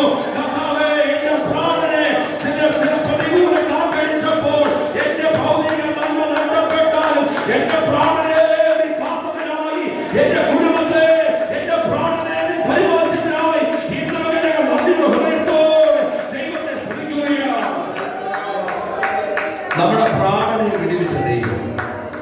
പറയുന്നു പത്താം വാക്യത്തില്ല. അപ്പോൾ എല്ലാ കാറ്റുകളുടെ പ്രതിസന്ധിയിൽ ഇവരുടെ യാത്രയെ എന്തിരുന്ന തടഞ്ഞു, പ്രതിസന്ധിയിലായി. എല്ലാ കാറ്റുകളെ ഒരുമിച്ച് അടിച്ചപ്പോൾ നോക്കിയേ, ഒരു ചെറിയ കാറ്റിൽ പിടിച്ചു നിൽക്കാൻ കഴിയാത്ത ഞാനും നിങ്ങളും അഭിഷേകമുള്ളവനാണെന്ന് പറഞ്ഞാൽ അവൻ പറയുമ്പോൾ തന്നെ ഒരു കൊടുങ്കാറ്റൊക്കെ വന്നാൽ നമ്മുടെ സ്ഥിതി എന്തായി തീരും? സ്തോത്രം. നമ്മുടെ വിശ്വാസ ജീവിതം എവിടെ വരെയായി തീരും? നമ്മുടെ വിശ്വാസത്തെ അളക്കുന്നത് കൊടുങ്കാറ്റിലാണെന്ന് വെച്ചോ. പൗലോസ് എന്താ കാണിച്ചേ? പൗലോസ് പറയുന്നു, ഞങ്ങൾ കൊടുങ്കാറ്റിനാൽ അത്യന്തം അലയുകൊണ്ട് പിറ്റേന്ന് അവർ ചരക്കല്ലെന്നിരുന്ന. അപ്പോൾ അദ്ദേഹത്തിന് നേരത്തെ ഒരു ദൂത് കിട്ടിയായിരുന്നു. എന്റെ ദൂതാ? ഞാൻ 27 അദ്ദേഹത്തിന്റെ ഈ പ്രസക്തമാകുന്ന ഭാഗം നിങ്ങളെ ഒന്ന് ഊന്നി പറഞ്ഞിട്ട് ദൂത് പറയാൻ വേണ്ടിയാണ്. അവിടേക്ക് ഞാൻ വരാൻ പോകേണ്ട വേഗത്തിൽ. നോക്കിക്കേ, എന്താണ് പറയുന്നത്? അദ്ദേഹം പറഞ്ഞു, നമ്മുടെ കയ്യിലിരിക്കുന്ന സാധനങ്ങൾ മാത്രമല്ല, നമ്മുടെ പ്രാണനെ എന്ത് ചെയ്യാൻ ഹാനി വരാൻ പോകുന്നത്. അങ്ങനെ പറഞ്ഞുകൊണ്ടിരുന്നപ്പോഴാണ് കാറ്റിന് ശാന്തത വന്നതും എല്ലാം ഓക്കെയായി, ഇനിയിപ്പോ സമാധാനത്തോടെ പോകാം എന്ന് ചിന്തിച്ചപ്പോഴാണ് അടുത്ത പ്രതിസന്ധി. അങ്ങനെയാണല്ലോ ഒന്നിനു പുറകെ ഒന്നായിട്ട് ഒന്നീ രോഗം, അല്ലെങ്കിൽ സാമ്പത്തിക ക്ലേശം, അല്ലെങ്കിൽ എന്ത് വേണ്ട എല്ലാ ദിവസവും ആത്മീയരോട് പച്ചക്കറിയുടെ ലിസ്റ്റ് എടുക്കുന്ന പോലെയാണ് നമ്മുടെ ജീവിതത്തിന്റെ വിഷയങ്ങളെ നമുക്ക് പറയാനുള്ളതെങ്കിൽ അക്കമിട്ട് പറയുന്ന പ്രശ്നങ്ങളുടെ നടുവിൽ ഇന്ന് പകൽക്കാലം കർത്താവെന്ന് ഇറങ്ങി വരാൻ തയ്യാറാകുന്നുവെങ്കിൽ നിങ്ങളൊന്ന് ഏൽപ്പിച്ചു കൊടുത്ത കർത്താവേ, അവൻ എന്റെ ജീവിതത്തിൽ എല്ലാ ദിവസവും എഴുന്നേൽക്കുമ്പോൾ ഞാൻ എന്റെ വീട്ടിലില്ലാത്ത സാധനം ലിസ്റ്റ് എടുക്കുന്ന പോലെ എന്റെ ജീവിതത്തിനകത്തെ വിഷയങ്ങൾ അങ്ങനെ കഠിനമാക്കൊണ്ടിരിക്കുന്നു. അവൻ പ്രതികൂലമാണ് തുടങ്ങി ചെറിയൊരു പ്രതികൂലത്തിൽ നിന്ന് ഒരു വലിയ കൊടുങ്കാറ്റിലേക്ക് ഇങ്ങനെ വന്നിരിക്കുന്നു. എന്തിനു വേണ്ടി നിർത്തുവാൻ കഴിയുന്ന ദൈവത്തിന്റെ ശക്തി എന്നവർക്കാരും ഞങ്ങളുടെ മൺകൂടാരത്തിലേക്ക് ഒന്ന് വ്യാപരിക്കണമേ, ഇറങ്ങി വരണമേ എന്ന് പ്രാർത്ഥിക്കുന്നവർ അവൻ ദൈവത്തിന്റെ സ്തുതിക്കട്ടെ. നിന്റെ കുടുംബത്തിനകത്ത് ഇന്നവർക്കാരും അവൻ പ്രശ്നം ചുറ്റിക്കേണ്ട, നിന്നെ ചുറ്റിക്കുന്നതായ പ്രതിസന്ധികളെ യേശുവിന്റെ നാമത്തിൽ ഇന്നൊരു ആത്മാവിൽ ബന്ധിക്കാൻ യേശുവിന്റെ നാമത്തിൽ കൽപ്പിക്കുകയാണ്. ചില കൊടുങ്കാറ്റുകളെ ഈടുന്നവർ ഭവനങ്ങളെ മാറാം, കുടുംബങ്ങളെ സ്വന്തങ്ങളായ തലമുറകളെ അവൻ നന്ദിക്ക് തടസ്സമായി കൊടുങ്കാറ്റുകളെ യേശുവിന്റെ നാമത്തിൽ ഇന്നവരെ ശ്വാസിക്കുകയാണ്. ഹല്ലേലൂയ.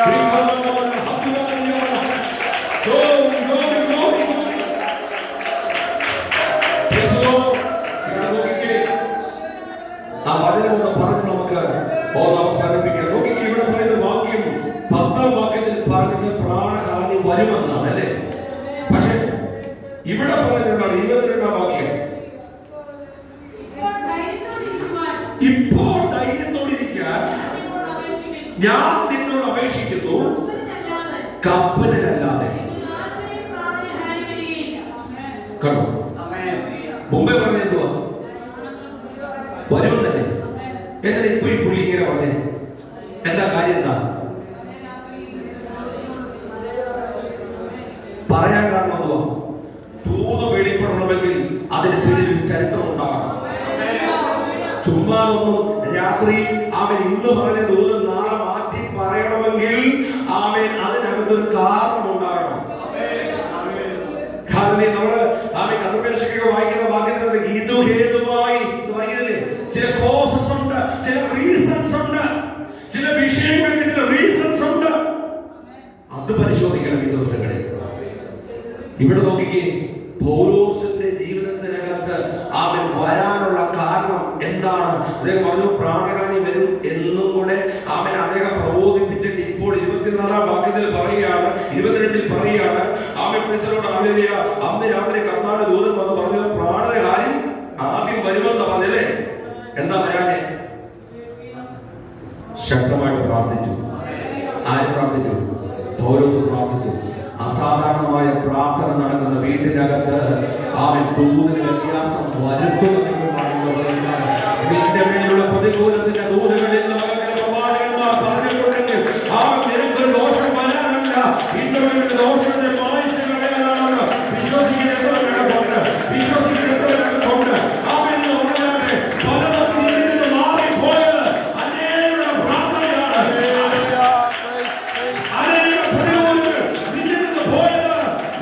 പ്രാർത്ഥനയാണ്. പ്രാർത്ഥിച്ചതിന്റെ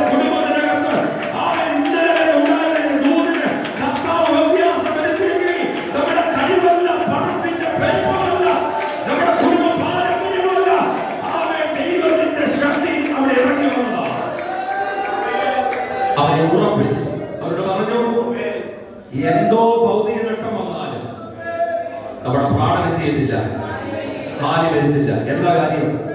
ദൂത് പറഞ്ഞിട്ട് മാറ്റി പറയുമോ ദൈവം? ആമേൻ. യെശയ്യാ പ്രവാചകന്റെ പുസ്തകം 38-ാം അധ്യായം 1 മുതൽ വായിക്കുമ്പോൾ അവിടെ പറഞ്ഞ ഹിസ്കിയാ രാജാവ് തന്നോട് എന്ത് ചെയ്തു? പുള്ളിയുടെ മരിക്കത്തക്ക രോഗം പിടിച്ചു. പുള്ളി എന്ത് ചെയ്യുന്ന എന്നാ പിന്നെ ഇത്രയും നാളൊക്കെ ശുശ്രൂഷ ചെയ്തില്ലേ, എന്നാ പിന്നെ കർത്താവ് പറഞ്ഞേ മരിച്ചേക്കാം. നമ്മളോട് അങ്ങനെ പറഞ്ഞു നമ്മൾ എങ്ങനെയായിരിക്കും ഇരിക്കുന്നത്? അടുത്ത മാസം എത്രാം തീയതി നിങ്ങൾക്ക് വരുന്ന രോഗം നിമിത്തം നിങ്ങൾ മരിക്കാൻ പോവുകയാണെന്ന് പറഞ്ഞാൽ കാനഡയിൽ പോവാന്ന് പറഞ്ഞാൽ സ്തോത്രം വരും. മരിക്കാൻ പോവാന്ന് പറഞ്ഞാൽ എന്ത് ചെയ്യും? ഇതുവരെ വായിച്ചുകൊണ്ട് വന്നതായ വേദഭാവം എല്ലാം പിന്നെ എന്തായാലും ഞാൻ ഇത്രയും നാൾ കഷ്ടപ്പെട്ടു ആരാധിച്ചു, ഒറ്റ മീറ്റിംഗ് മുടക്കിയില്ല, കുടുംബ പ്രാർത്ഥനയ്ക്ക് സജീവമായിരുന്നു, ഉപവാസ പ്രാർത്ഥനയ്ക്ക് സജീവമായിരുന്നു, ദൈവദാസന്മാർക്ക് കൊടുക്കാണ്ടെല്ലാം കൊടുത്ത് കാട്ടെ ഈ പുള്ളി വന്നിട്ട് ഇങ്ങനെ പറഞ്ഞു പോയി. സ്തോത്രം. പിന്നെ നമ്മൾ വായിക്കത്തില്ല. നമ്മുടെ വായനയും പ്രാർത്ഥനയും എല്ലാം നിൽക്കുന്ന സമയമാണ് ആ സമയം. പക്ഷെ ഹിസ്കിയാ വന്ന് ഇരുന്നാണ് പ്രാർത്ഥിച്ചു. ഇന്ന് പകൽ പ്രാർത്ഥിക്കുന്ന വീട്ടിനകത്ത് ചില പ്രതികൂലങ്ങളുടെ ദൂതകൾ മാറിപ്പോകും. ഇന്ന് പകൽക്കാലം ഞാൻ വിളിച്ചു പറയുമ്പോൾ തന്നെ 1 മാസം മുമ്പേ എന്റെ ദേവദാസന് കുടുംബമായിട്ട് അവർക്കറിയാം ഞാൻ ഒരു പ്രതികൂലങ്ങളിലൂടെ കടന്നുപോയി. പ്രസവോട് കഴിഞ്ഞ മാസം പ്രസവോട് എനിക്കൊരു അപകടം ഉണ്ടാകുന്നതിന് ഒരാഴ്ച മുമ്പ് ഒരു ദേവദാസൻ ഞാൻ ഒരു കോട്ടയം മീറ്റിങ്ങിന് ഇറങ്ങാൻ അങ്ങോട്ട് പ്രസംഗമൊക്കെ പ്രിപ്പയർഡ് ആയി പ്രാർത്ഥിച്ചിറങ്ങാൻ വേണ്ടി മീറ്റിങ്ങിന് വേണ്ടി ഇറങ്ങാൻ അങ്ങോട്ട് തുടങ്ങുമ്പോൾ ഒരു ദേവദാസനെ ഫോൺ വിളിച്ചിട്ട് പറയുന്നു, പാസ്റ്ററെ ഈ ദിവസങ്ങളിൽ ശക്തമായിട്ടൊന്ന് പ്രാർത്ഥിച്ചോണം. ഒരു ആക്സിഡന്റ് കാണുന്നു, തങ്ങളുടെ കയ്യിൽ ഒരു എക്സ്റേ കിറ്റുമായിട്ട് താൻ ഹോസ്പിറ്റലിൽ നിൽക്കുന്നതായിട്ട് ആത്മാവ് എനിക്കൊരു ദൂത് നൽകുന്നു. ഞാൻ കൊണ്ടുപോകാനിരുന്ന ദൂതെല്ലാം അങ്ങനെ താഴോട്ടങ്ങ് പോയി. ഞാൻ വണ്ടി എടുക്കാൻ പോവുകയാണ്, അന്നേരമാണ് ആക്സിഡന്റ് കാണുമെന്ന് പറഞ്ഞത്. സ്തോത്രം.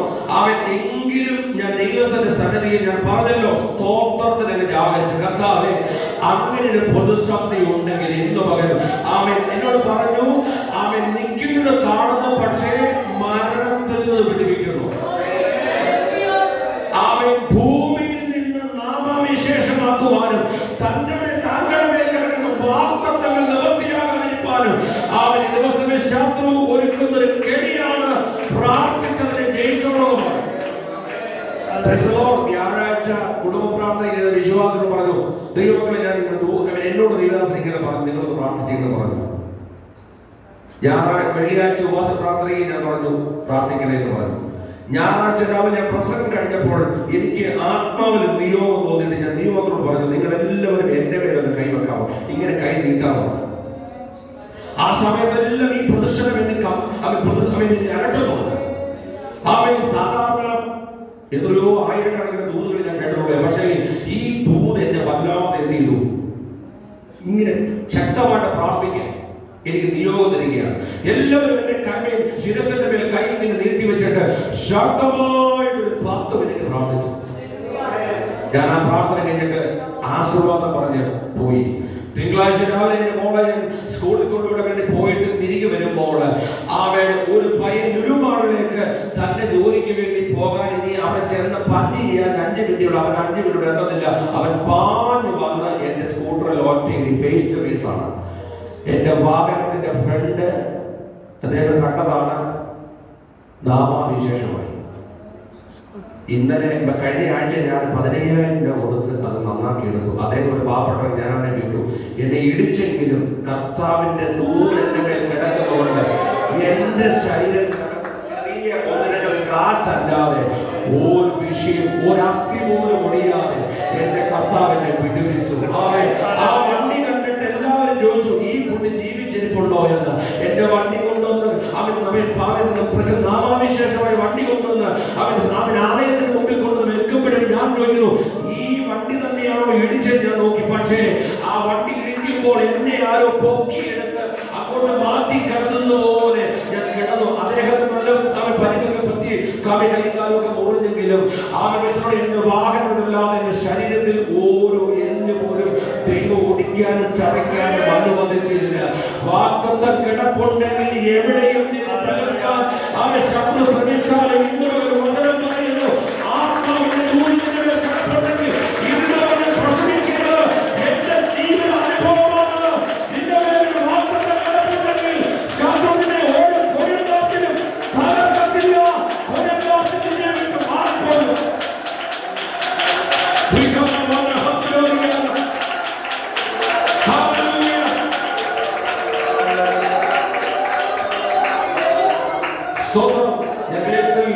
ഞാൻ പറഞ്ഞ് അവസാനിപ്പിക്കട്ടെ. ഇവിടെ പറയുന്നു, അദ്ദേഹം പറഞ്ഞു, ഹിസ്കിയാവ് പ്രാർത്ഥിച്ചു, രോഗം മാറി. ദൂത് മാറ്റം വരണമെങ്കിൽ നാം പ്രാർത്ഥിക്കണം. ഞാൻ എന്നിട്ട് ആലോചിച്ചു, കർത്താവ് ശക്തമായിട്ട് ഇത്രയും പ്രാർത്ഥിച്ചില്ലായിരുന്നെങ്കിൽ മിക്കവാറും എന്റെ കാലെങ്കിലും കുറഞ്ഞവശം ഓടിയേണ്ടതാണ്. കാരണം അത്ര ഇടിയല്ല, വണ്ടിയുടെ ഫ്രണ്ട് മുഴുവനും താഴെ വീണു. പക്ഷേ കർത്താവിന്റെ കരങ്ങളിൽ എന്നെ തോന്നില്ല. പ്രാർത്ഥന ശക്തി കണ്ടോ? എത്ര ദൂത് നമുക്ക് നേരത്തെ തന്നാലും അതിന് അവരുടെ വെറുതെയല്ല, ആ പ്രതികൂലത്തിന്റെ കാറ്റ് മാറാനാണ്. ആ കാറ്റൊന്നും മന്ദമാരനായിട്ട് അടിക്കാനാണ്. അത് ചില തെക്കൻ കാറ്റുകൾ മന്ദമായി അടിക്കുമ്പോഴും ഓർക്കണം, നിന്നിട്ടില്ല, പിശാച് പിന്നെയും പുറകെ നടക്കുകയാണ്. അതുകൊണ്ട് ദിവസങ്ങളുടെ കുടുംബങ്ങളോട് ആത്മാവിന് ദൂത് തരുന്നു. ശക്തമായിട്ട് ദിവസങ്ങളിൽ കുറഞ്ഞു എന്ന് തോന്നുന്ന വിഷയങ്ങളെ അധികം പ്രാർത്ഥിച്ച് ബലപ്പെടാൻ ആത്മാവ് ദൂത് പറയുകയാണ്. കുറഞ്ഞു എന്ന് തോന്നുന്ന വിഷയങ്ങൾ അധികം ശക്തിയോട് വരാതിരിക്കാൻ കുടുംബങ്ങളെ ദിവസങ്ങൾ ഉണർന്ന് പ്രാർത്ഥിക്കാൻ ആത്മാവ് ദൂത് പറയുന്നു. അടുത്ത ഘട്ടങ്ങൾ ചില അവൻ ഉയർച്ചയുടെ നമ്മളുടെ മാറുകൊണ്ട് ശക്തമായ ദിവസങ്ങൾ പ്രാർത്ഥിച്ചോ. ഇവിടെ പറയുന്നത് എന്താണ്? അങ്ങനെ ഈ പ്രതികൂലത്തിന്റെ കാറ്റൊക്കെ അടിച്ചു, ആഹാരം പോലും കഴിക്കാൻ അവൻ കഴിയാതെ കൂട്ടക്കരച്ചിലായിരുന്നു ഇവർക്ക്. അവർ കരഞ്ഞു. പക്ഷെ ദിവസങ്ങൾ തള്ളി നീക്കിയപ്പോൾ അത്ര ക്ലേശകരമാകുന്ന വെള്ളവുമില്ല, ആഹാരങ്ങളെല്ലാം എടുത്ത് കളഞ്ഞില്ലേ, പട്ടിണി കിടന്ന് കരയുമ്പോഴും പൗലോസ് പറയുന്നു, ഉള്ളതൊക്കെ കഴിക്കാൻ അവർ കൊടുക്കുകയാണ്. പ്രതികൂല നടുവിൽ പ്രാർത്ഥിക്കുന്നവന് ഇതൊന്നൊരു വിഷയമല്ലെന്ന്. അവൻ നോക്കൂ, എല്ലാവരും എന്റെ വിധിയാണ് എന്നൊക്കെ പറയുമ്പോൾ പൗലോസ് പറയുന്നത് ഇത് വിധിയല്ല, നമ്മെ കർത്താവ് അക്കരെ എത്തിക്കും. നോക്കിക്കേ, 27-ാം അധ്യായം 41-ാം വാക്യം പറയുന്നത്, കപ്പലിന്റെ അണിയ ഉറച്ചും അമരം തകർന്നും ഉടഞ്ഞു പോയി. കപ്പൽ തിര വന്നിടിച്ച പലകകൾ അടർന്ന് വെള്ളത്തിൽ മുങ്ങി തുടങ്ങി. അല്ലേ? അങ്ങനെ വാക്യം. പടയാളികൾ എല്ലാവരും ആ സമയത്ത് എന്ത് ചെയ്തെന്നാ? കൊല്ലാൻ ശ്രമിച്ചെന്നാണ് ആ വാക്യം പറഞ്ഞിരിക്കുന്നത്. ഞാൻ അവിടെ എല്ലാം കമ്പിവാക്യത്തിൽ ഇനി ചില മിനിറ്റുകൾ മാത്രമേ എനിക്ക് ബാക്കി ശേഷിക്കുന്നുള്ളൂ. ഞാൻ വേഗത്തിൽ നിർത്താൻ പോവുകയാണ്. പടയാളികൾ എല്ലാവരും എന്ത് ചെയ്തെന്നാ? ഈ കപ്പൽ ഇവിടെ തകരുന്നത് കണ്ടപ്പോൾ പടയാളികൾ എല്ലാവരും ഇവരെല്ലാവരും തടവുകാരെല്ലാം കൊല്ലാൻ പോവുകയാണ്. പക്ഷെ 23-ാം അധ്യായത്തിൽ കിടക്കുന്ന പൗലോസിന്റെ വാഗ്ദത്തം അങ്ങനെയാണെങ്കിൽ ഈ കപ്പൽ ഛേദനത്തിനകത്ത് തീരുമോ? പടയാളികൾ എല്ലാവരും കൊല്ലാൻ പ്ലാൻ ചെയ്തത് വേദപുസ്തകത്തിനാണ് പറയുന്നു. പല അവയുടെ വേദപുസ്തകത്ത് നമുക്ക് ഒരുപാട് ശതാധിപന്മാരെ കാണുന്നുണ്ട്. ഇവരെല്ലാവരെയും നമ്മൾ എടുത്തുപോയാൽ അവർക്ക് ഇച്ചിരി ദയയും കരുണയും നമുക്കില്ലാത്തത്. നോക്കിക്കേ, അപ്പൊ മറ്റുള്ളവരോട് കരുതലുള്ളവരൊക്കെയാണ് ഇച്ചിരി കരുതലും ഇച്ചിരി ദയയും ഇച്ചിരി മനസാക്ഷിക്കുള്ള ഒരു ശതാധിപൻ. അദ്ദേഹം പറഞ്ഞു, എന്താ പറഞ്ഞത്? ചാടാനും നീന്താനും കരവറ്റാനും കഴിയുന്നവരെല്ലാം തീർന്നോ? പിന്നെ പറയുന്ന പലകമേലല്ലേ? ഇപ്പൊ ചാടാനും നീന്താനും കഴിവുള്ളവര്, അപ്പൊ കഴിവില്ലാത്തവർ എന്ത് ചെയ്യണം? മനസ്സിലാവുന്നുണ്ടോ? നീന്തറിയാത്ത നമ്മളെ വെള്ളത്തിൽ എന്നായിരിക്കും? സ്വത്രം ഒരു വലിയ കാറ്റടിച്ച് വെള്ളത്തിൽ വള്ളത്തെ പോകുമ്പോൾ വെള്ളത്തിൽ വീണാൽ നമ്മുടെ അവസ്ഥ എന്താണെന്ന് ചോദിച്ചേ. പൗലോസിന്റെ നീന്തറിയത്തിൽ തന്നെ അർത്ഥം പലകയെ പിടിച്ച് പുള്ളി എങ്ങനെ രക്ഷപ്പെടുത്തല്ലേ? ഞാൻ മനസ്സിലാക്കുന്നത് ആ ഒരു പലക, ബാക്കി എല്ലാവരും രക്ഷപ്പെടുത്തുന്നതിന് പൗലോസ് നേതൃത്വത്തിലും പൗലോസിനെ ഒരു പലക ദൈവം വെച്ചു എന്നുള്ളത്. റോമിലേക്ക് പൗലോസിനെ കടത്തി വിടാൻ തക്കവണ്ണം കടലിനകത്ത് കപ്പൽ തകർന്ന തരിപ്പണമായി പലക പോലും ശേഷിക്കാതെ നാമാവിശേഷമാകുമ്പോൾ വാഗ്ദത്തങ്ങളൊക്കെ ഉടഞ്ഞുകൊണ്ടിരിക്കുന്ന സമയത്തും അവൻ എല്ലാവരെയും കൊല്ലുവാൻ തക്കവണ്ണം പടയാളികൾ പ്ലാൻ ചെയ്യുമ്പോഴും ഒരു ശതാധിപന് കണ്ണ നോക്കിയിട്ട് പറയുന്നു, ചാടാനും നീന്താനും കഴിയുന്നവരെല്ലാം അങ്ങനെ, ഈ പലകയിലും ഒക്കെ മറ്റും പിടിച്ചു പോകാൻ കഴിയുന്നവരും അങ്ങനെ രക്ഷപ്പെട്ടോളാൻ പറഞ്ഞപ്പോൾ ഇന്ന് മകൾ വചനം പറയുന്നു, ശതാധിപന് അവൻ അങ്ങനെ പറയാൻ കാരണം ഈ പൗലോസിനോട് അദ്ദേഹത്തിന് ഇച്ചിരി ഇഷ്ടമുണ്ടായിരുന്നു. ഇന്ന് മകൾ ഞാൻ പറയട്ടെ ദൈവമക്കളെ, നമ്മുടെ പ്രാർത്ഥനയിൽ ഉപസിച്ചിലും നമ്മുടെ സ്വന്തം പദ്ധതിയിലും കർത്താവിനൊക്കെ ഇഷ്ടം ഉണ്ടായത് കൊണ്ടാണ് ഈ തകർന്ന പടകിനകത്തും കുടുംബത്തിനകത്ത്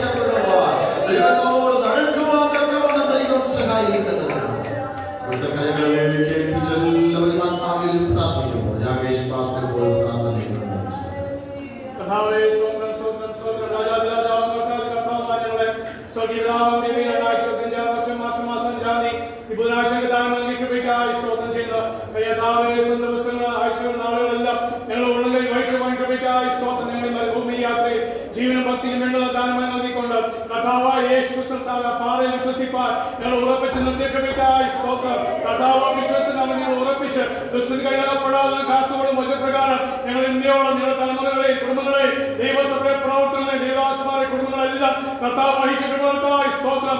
ദേശത്തും വിദേശത്തായിരിക്കുന്ന എല്ലാവരെയും കർത്താവ് പരിപാലിച്ച വൻ കൃപയോർത്ത് ഞങ്ങൾ അങ്ങയെ സ്തുതിക്കുന്നു, സ്തോത്രം ചെയ്യുന്ന ദുഷ്ടങ്ങളെ വിടുവിച്ച കൃപയ്ക്കായി സ്തോത്രം. അങ്ങേക്ക് വേണ്ടി നിലനിൽപ്പാൻ അതാവേ സുവിശേഷം നിലനിൽപ്പാൻ ഞങ്ങൾ ഇന്ത്യയോളം കർത്താവ് സഹായിക്കുന്ന എല്ലാ കൃപയ്ക്കായി ഞങ്ങൾ അങ്ങയെ സ്തുതിക്കുന്നു, സ്തോത്രം ചെയ്യുന്നു. ഹൃദയമായി പ്രാർത്ഥിച്ച് ആഗ്രഹിച്ച പ്രകാരം താവേ കുടുംബയോ അതാവെ പ്രാർത്ഥനയുടെ താവേശം ഈ ബുധനാഴ്ച പകൽ ഞങ്ങളുടെ ആലയത്തിൽ വരുവാനും അങ്ങയെ സ്തുതിക്കുവാനും മഹത്വപ്പെടുത്തുവാനും ചില വിഷയങ്ങളോട് പ്രാർത്ഥിപ്പാൻ ഞങ്ങളെ സഹായിച്ച എല്ലാ കൃപയ്ക്കായി സ്തോത്രം ചെയ്യുന്നു. ഹൃദയമായി താവിന്റെ താവേ കുടുംബ പ്രാർത്ഥനയുടെ ദാസൻ സാലുപാസം ജോലിയാണിയുടെ താവേ മക്കളെയും അതാവേ ഭാഗമായിട്ടുള്ള താവേ കുടുംബ പ്രാർത്ഥനയാണല്ലോ നടത്തപ്പെടുന്നത് ഓർത്ത് സ്തോത്രം ചെയ്യുന്നു.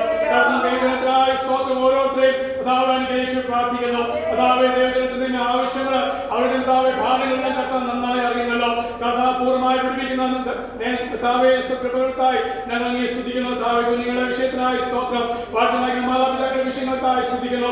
സഹോദരി സഹോദരന്മാരുടെ വിഷയങ്ങൾക്കായി സ്തോത്രം. ജോലിക്കാരുടെ ജോലി വിഷയങ്ങൾക്കായി സ്തോത്രം. കർത്താവ് വേദബന്ധ വിഷയങ്ങൾക്കായി സ്തോത്രം. സകല സമർപ്പിച്ച് ഞങ്ങൾ വീണ്ടും യേശു നാമത്തിൽ അനുഗ്രഹിച്ച് പ്രാർത്ഥിക്കുന്നു. അതാ രോഗിയുടെ വിഷയങ്ങൾക്കായി സ്തോത്രം. കർത്താവ് വിടുതലായി സ്തുതിക്കുന്നു. ദൈവപ്രവൃത്തിക്കായി സ്തോത്രം. അതാ അന്ത്യത്തോളം വിശ്വസ്തരായിപ്പാൻ ഞങ്ങളെല്ലാം സഹായിക്കണമേ എന്ന് പ്രാർത്ഥിക്കുന്നു. പിന്മാറ്റങ്ങളെ യഥാസ്ഥലപ്പെടുത്തണമേ. ദൈവപ്രവൃത്തിക്കായി സ്തുതിക്കുന്നു.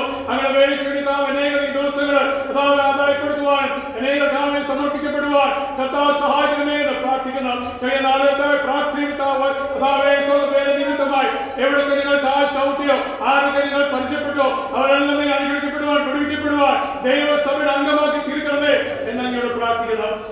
ദാസനായി സ്തുതിക്കുന്നു.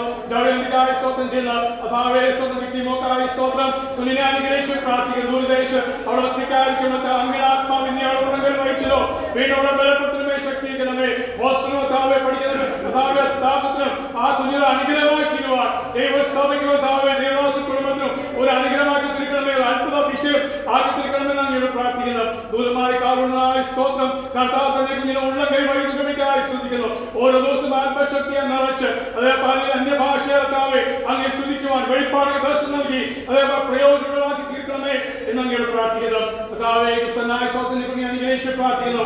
പലപ്പോഴായും രോഗാവസ്ഥയിൽ അവിടെ അങ്ങനെ ഉദ്ദേശമുണ്ടല്ലോ കേൾപ്പിച്ച പോലെ ഒരു ഉദ്ദേശമുള്ളത് ഓർത്ത് ഞങ്ങൾ അങ്ങയെ സ്തുതിക്കുന്നു. വാർത്തമുണ്ടല്ലോ കർത്താവിന്റെ താവ് കുഞ്ഞ് ആത്മാവിനെ വളർച്ച പ്രാപിച്ച് അതായത് ദൈവസഭയ്ക്ക് കുടുംബത്തിലും അവരുടെ താഴെ പഠിക്കുന്ന താവ് കൂട്ടുകാരികൾക്ക് അതേപോലെ പഠിപ്പിക്കുന്ന സാർമാർക്ക് എല്ലാം ഒരു അനുഗ്രഹമാക്കി തീർക്കുന്ന നാളുകൾക്കായി ഞങ്ങൾ അങ്ങയെ സ്തുതിക്കുന്നു, സ്തോത്രം ചെയ്തു.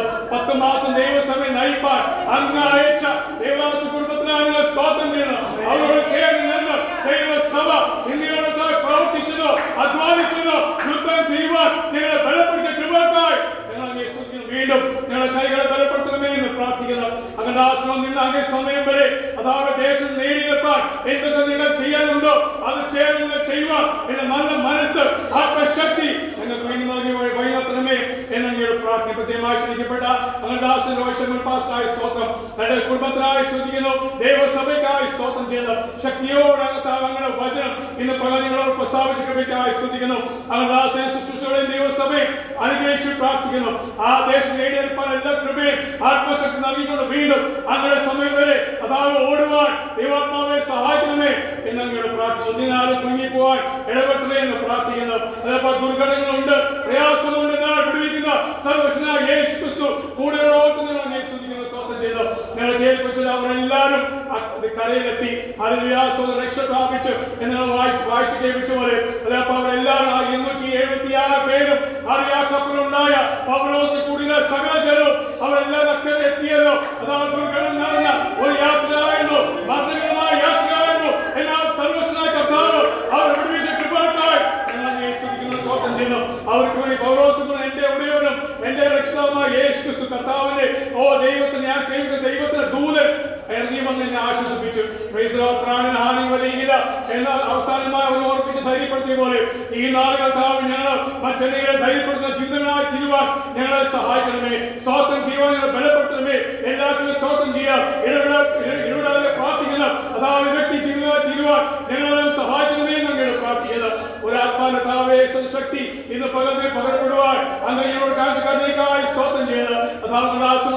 ചെയ്ത് തനിക്ക് അനുഗ്രഹമാക്കി നൽകുന്ന കൃപയ്ക്കായി സ്തോത്രം ചെയ്തു. ആത്മീയമായ ഭൗതികമായ സാമ്പത്തികമായ ക്ഷായ്മ ദേവദാസൻ കുടുംബത്തെയും ഇവിടെ ദൈവസഭയെല്ലാം യേശുക്രിസ്തുനാമത്തിൽ അനുഗ്രഹിച്ച് പ്രാർത്ഥിക്കുന്നു. ഈ ദേശം നേടിയപ്പെടുന്ന കൃപയും ബുദ്ധിയും ജ്ഞാനവും വെളിപ്പാടും കൂടുതലായി നൽകണമേ എന്ന് ഞങ്ങൾ പ്രാർത്ഥിക്കുന്നു. പ്രധാന പ്രവൃത്തികൾക്കായി സ്തോത്രം ചെയ്യുന്നു. ഇത്രത്തോളം നിങ്ങളെ സഹായിച്ച സെക്ഷന്റെ പ്രവർത്തനങ്ങൾക്കായി സ്തോത്രം.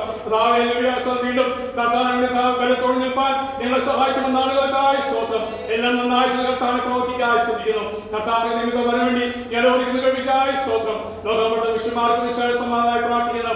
പ്രാർത്ഥനായി സ്തോത്രം സകലവും ഞങ്ങൾക്ക് ജീവൻ നൽകിയ ക്രിസ്തുയേശുവിന്റെ നാമത്തിൽ തന്നെ സ്തോത്രം.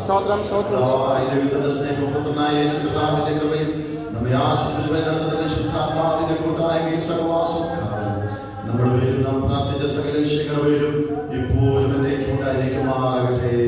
നമുക്ക് ജീവിതം നമ്മുടെ ദൈവത്തെ സ്തുതിക്കാം.